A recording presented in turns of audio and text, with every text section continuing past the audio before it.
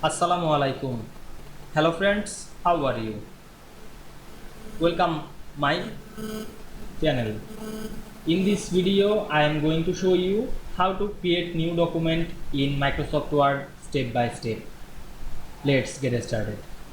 At first, go your software option and we can see here the Word software.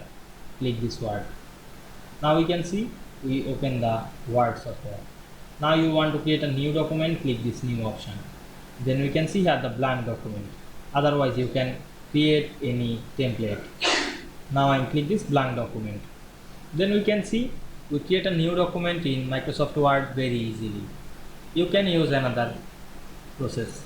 You can use the keyboard shortcut key, press Ctrl N on your keyboard, and we can see here we create another new document. You can write anything. Now I write some text.